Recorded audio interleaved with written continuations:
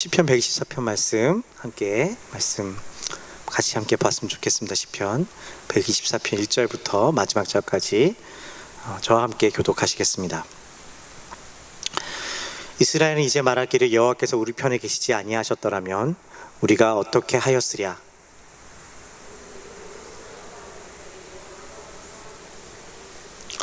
그때 그들의 노여움이 우리에게 맹렬하여 우리를 산채로 삼켰을 것이며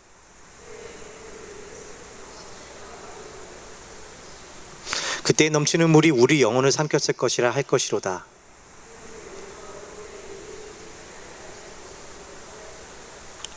우리의 영혼이 사냥꾼의 올무에서 벗어난 새같이 되었나니 올무가 끊어짐으로 우리가 벗어났도다. 아멘. 네, 우리 앞뒷분들 옆사람하고 한 번 더 인사했으면 좋겠습니다. 예배 나오신 여러분 환영합니다. 예.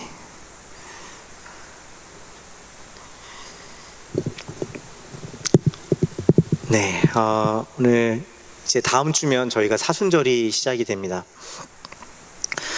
사순절의 시작이 이제 여러분의 매년 지나가는 사순절이기도 하지만 전통적으로 교회들이 사순절을 시작하면서 많이 읽었던 성경의 말씀 중에 사실 오늘 저희가 읽은 시편 124편도 포함이 되어 있습니다. 특별히 지난번에 한번 말씀을 드렸지만 121편부터 135편까지 시편의 말씀이 이 성전에 올라가는 노래라는 이름이 붙여 있다라고 말씀을 드렸습니다.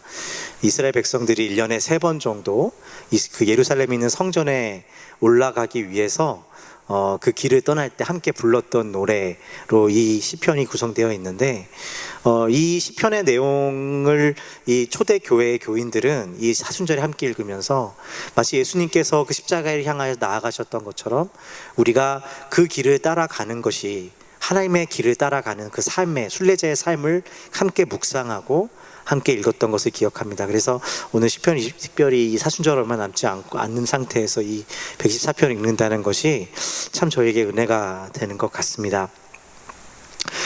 시편의 말씀에 오늘 제목을 보시면 다윗의 지은 시 그리고 성전에 올라가는 노래라는 부제가 붙어 있습니다.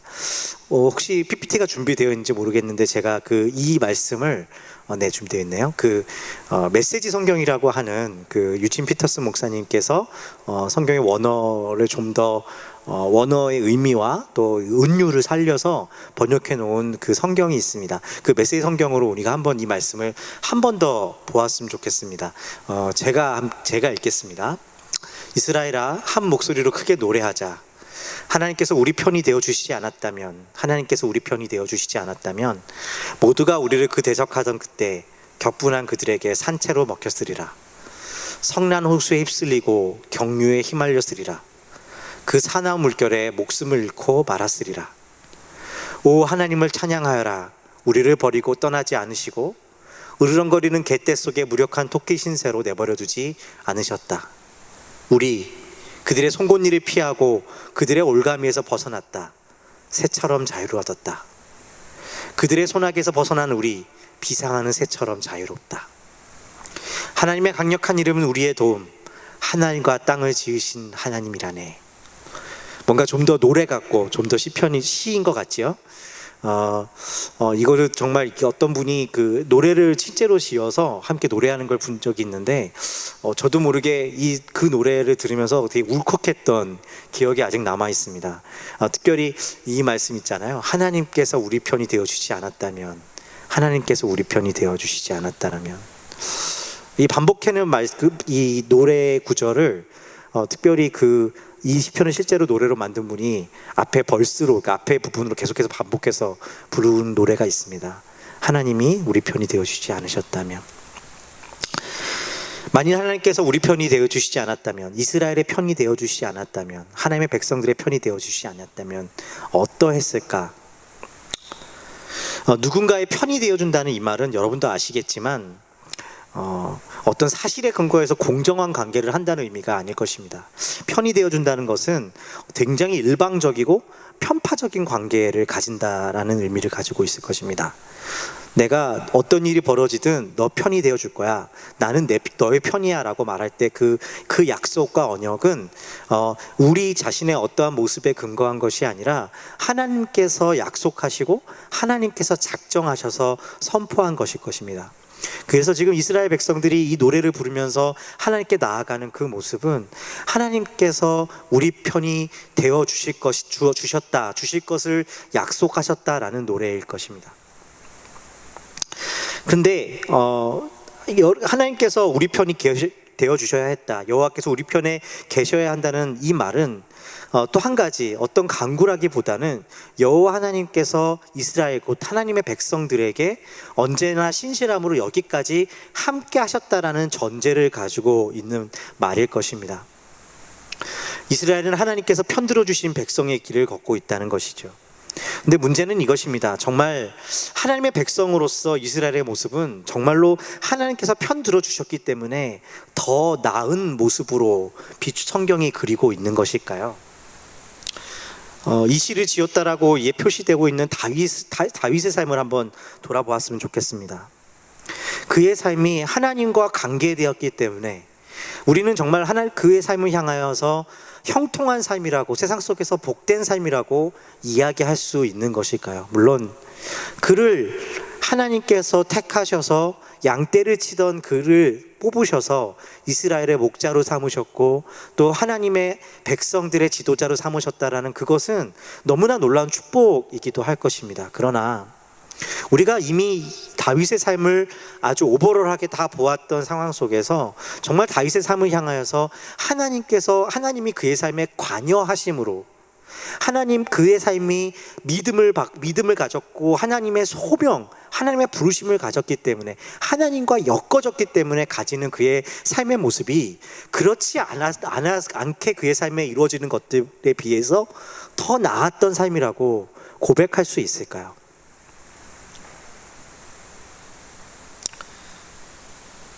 이 질문은 사실 성도된 우리의 삶의 질문이기도 할 것입니다.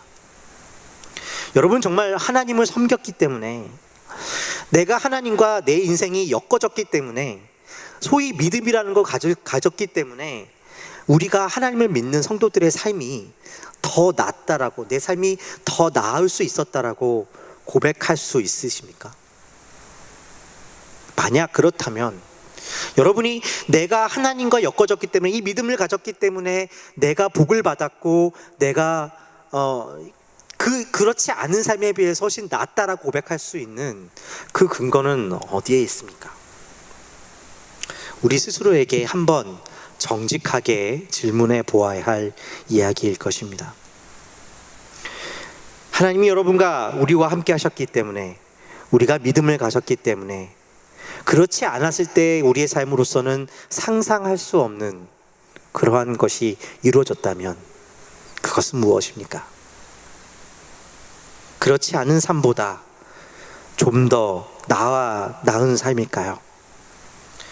하나님께서 함께 하셨기 때문에 내 삶이 지금 더욱 감사하다라고 고백할 수 있습니까? 물론 이 질문에 대해서 우리는 예스라고 자신 있게 말할 수도 있는 분도 있으실 것입니다.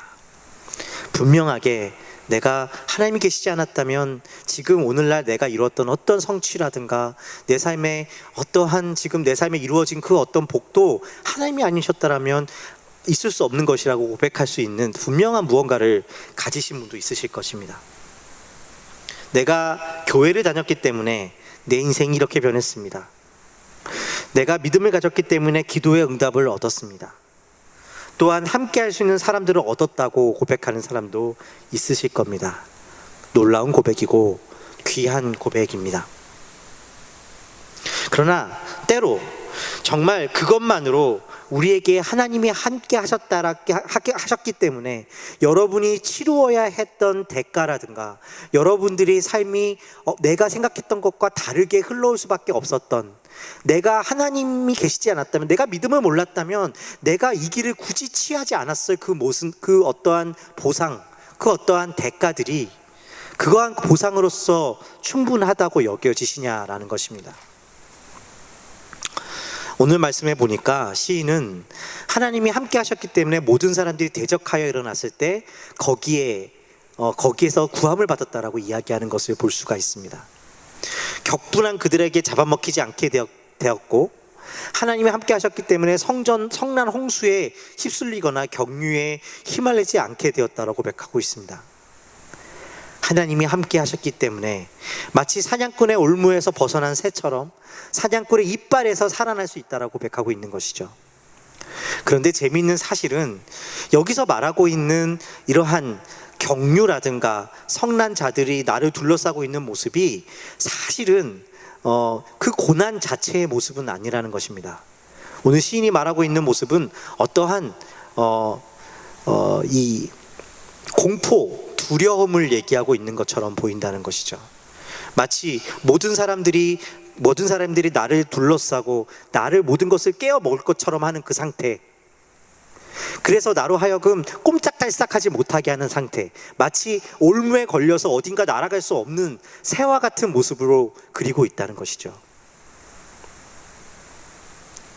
성경에서 주로 이런 성난 경유라든가 물이라는 말들이 나올 때는 어떤 모습을 그릴 때냐면 하나님의 심판을 말한다거나 혹은 어떤 하나님이 없는 상태의 무질서함들을 나타낼 때 이러한 물에 대한 이야기, 바다에 대한 인용이 나올 때가 많습니다. 여러분 잘 아시는 노아의 홍수에 대한 이야기가 그렇고, 또 여러분 시편을 읽으시다 보면 하나님께서 홍수 위에 자정하셨다라는 표현을 많이 보실 수가 있는데, 마치 천지 창조 때에 하나님께서 말씀으로 그 바다를 가르셨고 그 성난 바다를 새롭게 잠잠하게 하시는 그 모습을 보는 것이 하나님께서 우리 안에 있는 그 두려움, 하나님이 마치 안 계신 것 같은 그 상황을 보여주는 모습을 그릴 때 이 성난 바다라는 표현을 쓸 때가 많습니다.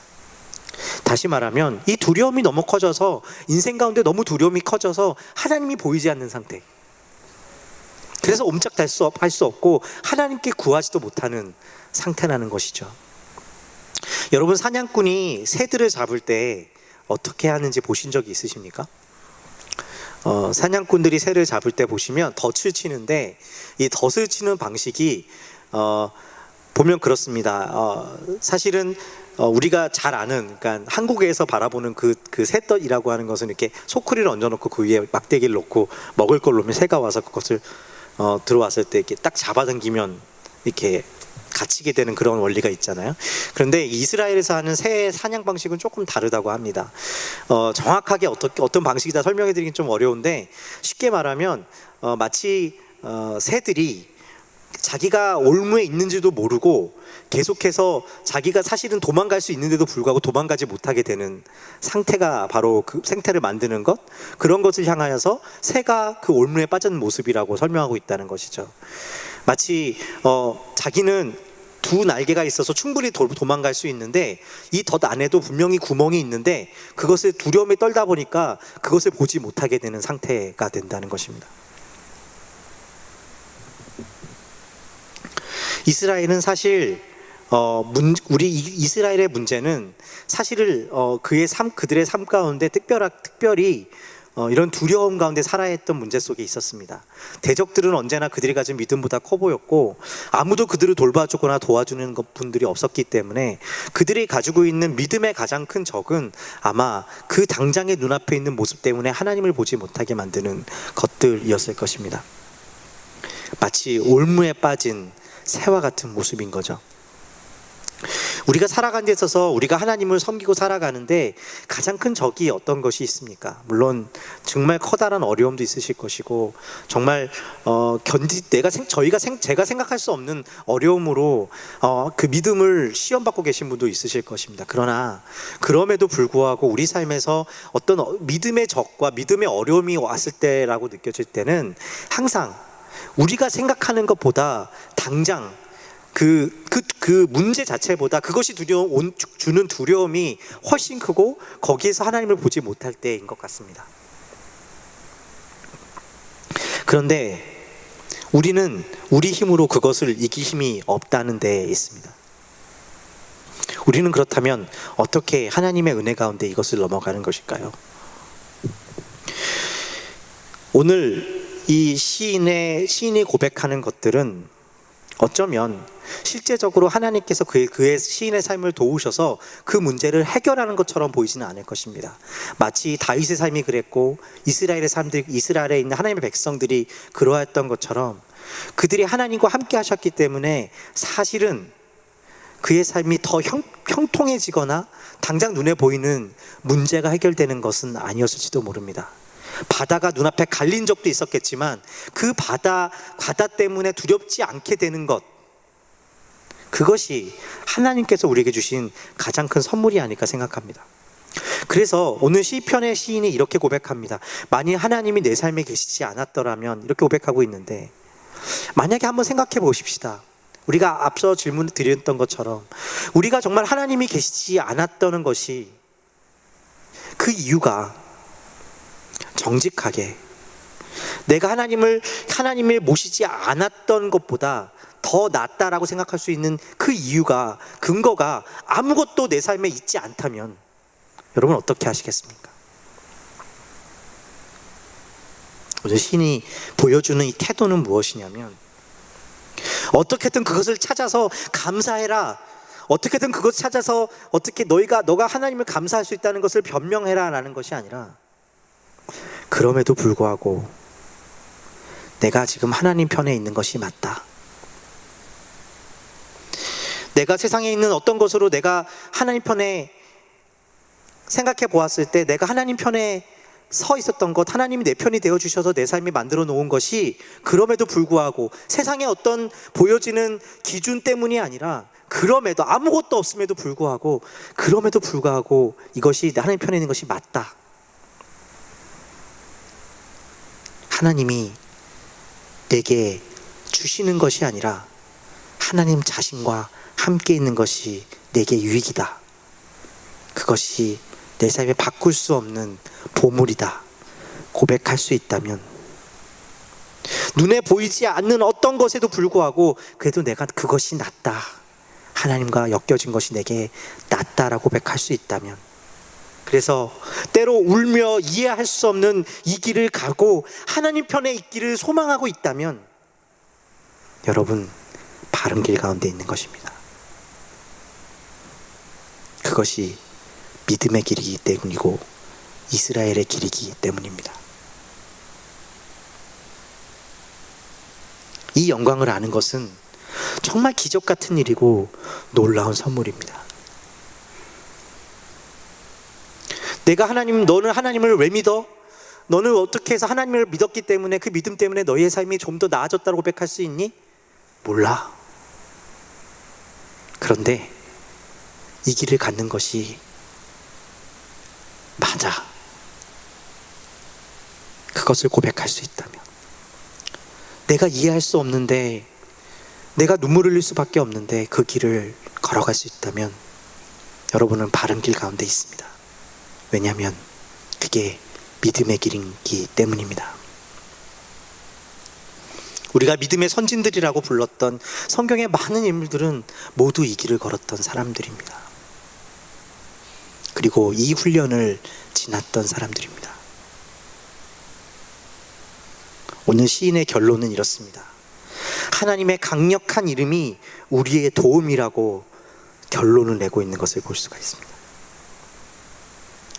하나님의 강력한 이름이 우리의 도움이라고 말하고 있는 것은, 물론 하나님께서 우리가 구하고 하나님과 함께하는 것이 대적으로부터 우리의 삶을 구해낼 수 있다라고 고백하는 것이기도 하지만, 바로 하나님을 의뢰하는 것이 바로 내 삶의 상급이라고, 그것이 우리 삶의 수단일 뿐만이 아니라 하나님을 의뢰하고 있는 내가, 이 길을 걷고 있는 것이 하나님께서 우리에게 주신 상급이라고 고백할 수 있는 그 결론인 것입니다. 그래서 오늘 말씀의 그 메시지 성경의 마지막 절에 보시면 이 유진 피터스 목사님이 이 말씀 8절을 이렇게 번역해 놓았습니다. 8절을 띄워주시겠습니까? 하나님의 강력한 이름, 우리의 도움, 하늘과 땅을 지으신 하나님이라네. 찬양입니다. 이 하늘과 땅을 지으신 하나님, 이 하늘과 땅 위에 있는 것으로는 비교할 수 없는 그 하나님, 창조주 하나님, 하늘과 땅 안에 있는 그 어떤 내 삶의 보상으로도 그것으로도 비교할 수 없는 그것들을 만들어내신 하나님, 그것이 내 삶의 도움이시고 내 삶의 보상이라고 고백하는 것이 바로 오늘 이 시인의 고백인 것입니다. 사랑하는 성도 여러분, 여러분 삶 가운데 어려움이 있으십니까? 하나님 내 삶에 분명히 내 편이 되어주신다고 했는데 왜 내 삶은 변하지 않는 것 같고 하나님께서 내 음성을 들으시지 않는 것 같고, 그렇다고 하나님을 떠날 수도 없고. 그러나 기억하십시오. 이렇게 울며 씨를 뿌리는 자들은 하나님께서 함께 하실 것이고, 그 길 가운데서 하나님이 세상의 것으로는 비교할 수 없는 천지를 지으신 하나님을 알게 하시고 그것으로 말미암아 도움되는 인생을 살게 하실 것입니다. 여러분의 삶 가운데 이 은혜가 함께하게 되시기를 주님의 이름으로 축원드립니다. 감사합니다. 같이 기도하겠습니다.